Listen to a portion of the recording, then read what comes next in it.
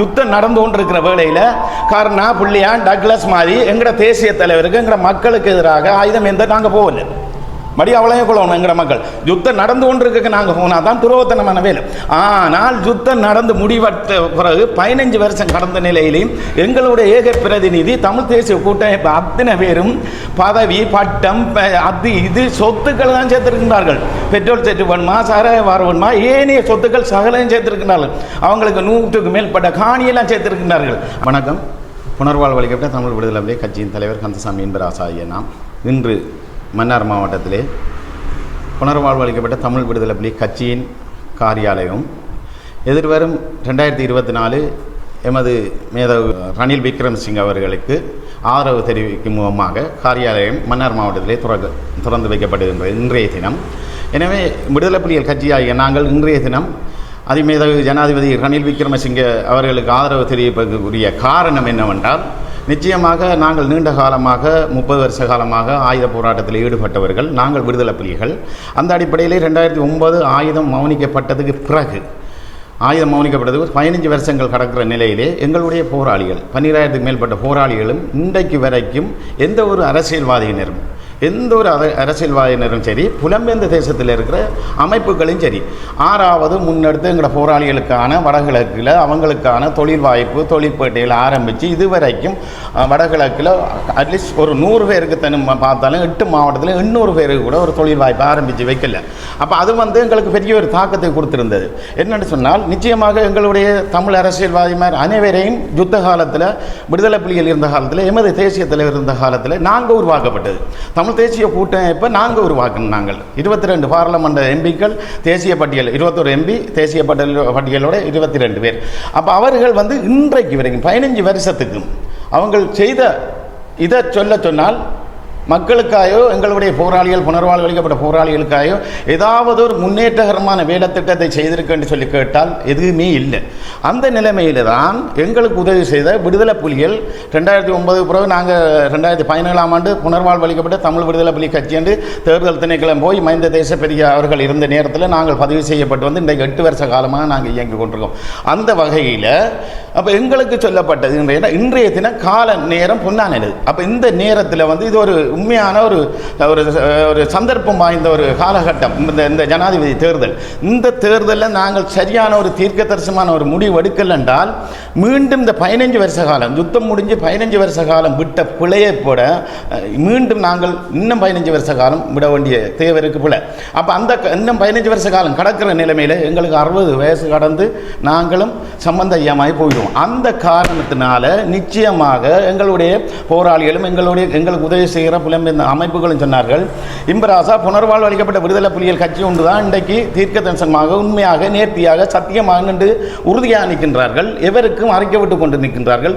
எங்களுடைய போராட்ட வரலாறு கொச்சப்படுத்துபவர்களுக்கு அறிக்கை விடுற ஒரு அமைப்பாக இருந்தால் புலியாக இருந்தால் நான் மட்டும்தான், இந்த கட்சி மட்டும்தான். அந்த வகையில் இந்த நேரத்தில் சரியான ஒரு முடிவெடுக்க வேண்டிய தேவை இருக்குது. நீங்கள் ரணில் அதிமேதகு ஜனாதிபதி ரணில் விக்ரமசிங்க அவர்களுக்கு ஆதரவு தெரிவிக்கும் முகமாக நீங்கள் ஒரு கோரிக்கையை முன்வையுங்கள் என்று சொல்லியிருந்தார்கள். எங்களுடைய போராளிகள், எங்களுடைய மத்திய குழு, நிர்வாக குழு எல்லாரும் சேர்ந்து முடிவெடுத்ததின் பட்சத்தில் எங்களுக்கு உதவி செய்கிற அமைப்புகள் புலம்பெயர்ந்த தேசத்தில் அவர்களும் சொல்லியிருந்தார்கள். அதுக்கிணங்க நாங்கள் 5 கோரிக்கையை முன்வச்சு ஒரு முடிவெடுத்து அதிமேதகு ஜனாதிபதி ரணில் விக்ரமசிங்க அவர்களுக்கு மெயிலில் அனுப்பியிருந்தோம். நாங்கள் அவரை சந்திக்க ஒரு கிழமைக்கு முதலே அனுப்பியிருந்ததன் பட்சத்தில் எங்களுடைய 5 கோரிக்கை ஏற்றுக்கொள்ளப்பட்டது. உடனடியாக 21ஆம் தேதி சந்திக்கவும் புனர்வாழ்வு அளிக்கப்பட்ட விடுதலை புலிகள் கட்சி உடனடியாக சந்திக்க கொண்டு வந்தது. அதுக்கு நாங்கள் 9 பேர் நிர்வாக உறுப்பினர்கள், முக்கியஸ்தர்கள், கட்சி தலைவர்கள், கட்சி செயலாளர்கள் 9 பேர் சமூகம் அளிச்சிருந்தோம். போன உடனே நேரடியாக இந்த நாட்டின் ஜனாதிபதி ரணில் விக்ரமசிங்க அவர்கள் மற்றவர்களை விட நாங்கள் நேரடியாக பார்த்த நாங்கள் அந்த இதில் அவர் எங்களை கௌரவிச்சதையும் இதே சுத்தியோடு அவர் எங்களோட மனம் விட்டு கதைச்சதையும். ஏன்னா நான் 20 வருஷம் போல் நேரத்துக்குள்ளே இருந்திருக்கேன். எங்களுக்கு ஒரு ஆளுக்கு நடவடிக்கை எடுக்கணும் என்றால், ஒரு ஆளை கண்டிக்கணும் என்றால் எங்களுக்கு அவரை பார்த்து இல்லை, அவரை ஃபோட்டோவை வச்சு போட்டோமா நாங்கள் கணிப்பிடுவோம். அதே மாதிரி அவற்றை முகப்பாயினிலே நாங்கள் பார்த்த நாங்கள் நிச்சயமாக மனப்பூர்வமாக ஏற்றுக்கொண்டால் நாங்கள் கொடுத்த 5 கோரிக்கையும் நிறைவேற்றலாம். அதை விட உங்களுக்கு மன்னார் மாவட்டம் தொடக்கம் புத்தளம் வரும் வரைக்கும் கடல் பிரதேசங்கள் புனரமைக்கப்புறம் இந்தியா படகு நடக்க போகுது. அப்போ எனக்கு இன்பராசாண்டு சொன்னார், இந்த புனர்வாழ்வு அளிக்கப்பட்ட விடுதலை புலிகள் கட்சிக்கு தான் அதை பொறுப்பு தரப்புறோம். நாங்கள் வேலை 1000 பேருக்கு மேல் வேலை திட்டம் மன்னார் தலைமன்னார் தொடக்கம் புத்தளம் வரைக்கும் சுற்றுலா விடுதிகள் அமைக்க இருக்கிற காரணத்தால் உங்களோட வேலை வாய்ப்பு தரலாம். அதை விட முன்னாள் போராளிகள் நீங்கள் தந்த இதுக்கு இணங்க 3000 பேருக்கும் உங்களோட வேலை திட்டம் தரலாம். அதை விட 12000த்துக்கு மேற்பட்ட போராளிகளும் பாதுகாப்பு கோரியிருந்தோம், அதுவும் தரலாம் என்று சொல்லி மிக மகிழ்ச்சியோடையும் சந்தோஷமாகவும் உணர்வு பூர்வமாகவும் உண்மையாகவும் ரணில் விக்ரமசிங்கே அவர்கள் எங்களுக்கு சொல்லியிருந்தார் நேரடியாக. அதை கேட்டதும் நாங்கள் நிச்சயமாக வெளியில் வந்து அவருக்கு மனப்பூர்வமாக உறுதியாக எங்களுடைய விடுதலை போராட்டத்தில் எங்களுடைய கால வயசுக்கு ஏற்ற மாறு நாங்கள் 20 வருஷம் போராடி இருக்கிறோம், 30 வருஷ போராட்டத்தில்.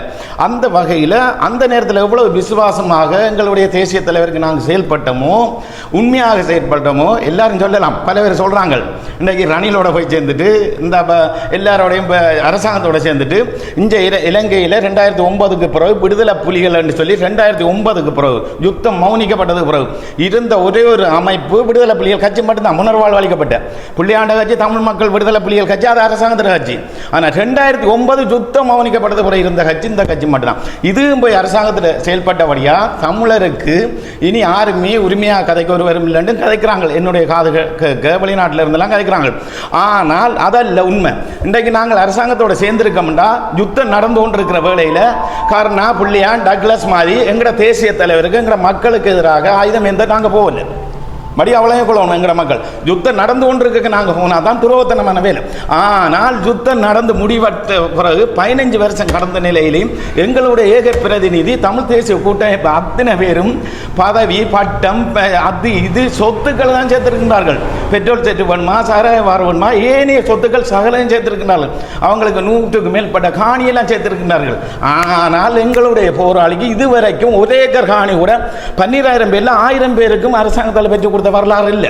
அப்போ இவ்வளவு எங்களோட மனசில் ஆத்திரம், என்ன கோபம், விரக்தி.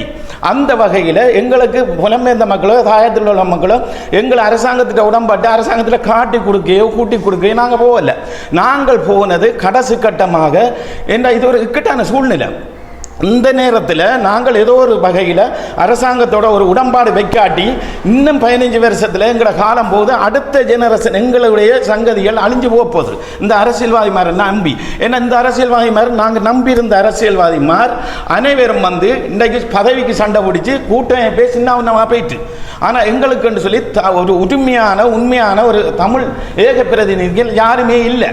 அந்த வகையில் தான் நாங்கள் அரசாங்கத்தோட ஒரு உடன்பாடு தான் வச்சிருக்கோம். ஆனால் எங்களுடைய மக்களை காட்டி கொடுக்கையோ, எங்களோட போராட்டத்தை காட்டி கொடுக்கையோ, எங்களோட மக்களுக்கு துரோகம் செய்யோ நாங்கள் என்ன இருக்கு இனி என்ன இருக்கு? நாங்கள் கேட்டது வேலை வாய்ப்பு. எங்களோட 12000 போராளிகள் எந்த வகையிலையும் கைது செய்யப்படக்கூடாது. பாதுகாப்பு 2வது. 3வது ஒட்டுமொத்த போராளிகளுக்கும் அவங்களோட தகுதிக்கேற்ற மாதிரி வடகிழக்கில் இன்னும் தொழில் அரசாங்க வேலைவாய்ப்புக்கு ஏற்ற மாதிரி எடுக்கணும் 5 கோரிக்கை வச்சாங்க. ஏற்றுக்கொள்ளப்பட்டது. இன்றைக்கு ஆதரவு தெரிவிக்கிறோம். ரணில் விக்ரமசிங்கே அவர்கள் நிச்சயமாக அவர் வெல்லுவாராக இருந்தால் நிச்சயமாக 100க்கு 1000 வீதம் புனர்வாழ்வு அளிக்கப்பட்ட விடுதலை புலிகள் கட்சியாக எங்களுக்கு நம்பிக்கை இருக்கு. அவர் எங்களூடாக 3000 பேருக்கு இல்லை 12000 பேருக்கும் எங்களோட வேலைவாய்ப்பு முன்னாள் போராளிகளுக்கு அவர் அமைச்சு தரத்தான் போறார். அதே டைமில் எங்களுடைய போராளிகள் அனைவருக்கும் பாதுகாப்பு வரத்தான் போகுது. அதே டைமில் வடகிழக்கில் மீள் புனரமைப்பு திட்டங்கள் சகலதும் எங்களோட நடக்கத்தான் போது. அதுக்காக நான் வந்து எல்லாம் வந்து இப்போ எனக்கு சொன்னார்கள், என்ன ரணில் விக்ரமசிங்கே அவர்கள் எத்தனையோ பேச்சுவார்த்தைகளில் எங்களோட போராட்டத்துக்கு தீங்கு செய்தவர், நரி புலி பேண்டார்கள். ஆனால் அவர்கிட்ட நாங்கள் போய் கேட்ட விஷயம், அதிமேதகு ஜனாதிபதி ரணில் விக்ரமசிங்கே அவர்களிடம் நாங்கள் கேட்ட விஷயம், ஏனைய அமைப்புகளோ ஏனைய நிர்வாகங்களை ஏமாற்றப்பட்டதுக்கு காரணம் அது என்னவோ தெரியல. நாங்கள் கேட்டது எங்களோட நாட்டை பிரித்து தாங்கன்னு கேட்கல. நாங்கள் கேட்டது எங்களோட முன்னாள் போராளிகளுக்கான தொழில் வாய்ப்பை கேட்டோம். அவர் அதுக்கு ஓகே பண்ணி இருக்கிறார். நிச்சயமாக அது ஓகே பண்ணது காரணமாக வடகிழக்கில் உள்ள முன்னாள் போராளிகள் 12000 பேருக்குமான ஒரு செய்தி இது.